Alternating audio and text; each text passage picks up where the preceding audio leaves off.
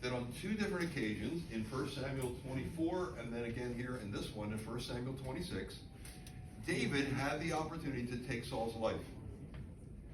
And 7 times in those 2 chapters, he makes a statement like this.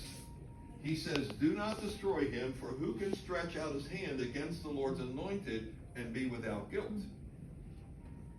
David has trouble referring to Saul because Saul's really a jerk, right?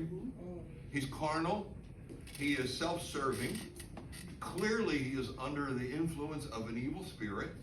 He is not seeking the welfare of the nation of Israel. He is seeking only to defend and to destroy himself and destroy David.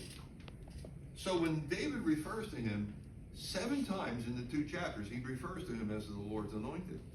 And his attitude is, you need to be careful about how you handle the Lord's anointed. Do you remember what he did in the cave? What did he do to Saul? Cut off his robe. He cut off the corner of his robe, right?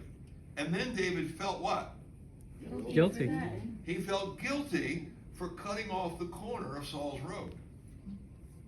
Because Saul was his king. Saul was his superior. Now,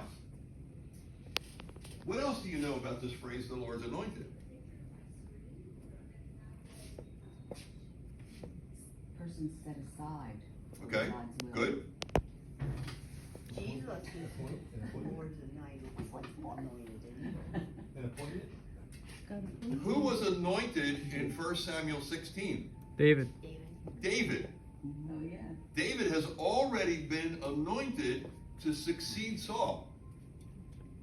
So he also is the Lord's anointed, but he's not in position. He's not in the rank yet.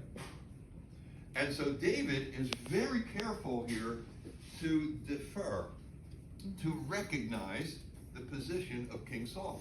It's very important in terms of interpersonal relationships to recognize those kinds of things. Here's another passage, 1 Timothy chapter 6. Paul is writing, and he's writing here to slaves. All Christians, all believers there in Timothy's ministry, all who are under the yoke of slavery should consider their masters worthy of full respect, so that God's name and our teaching may not be slandered. Those who have believing masters are not to show less respect for them because they are brothers. You know what happens when a Christian works for a Christian in a company? The Christian who's working for the Christian boss tends to think he or she can take liberties,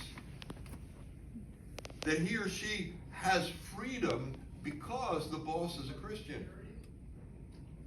And we tend, like Miriam and Aaron, to emphasize the equality rather than recognizing the relationships that are established in the hierarchy or the order of things.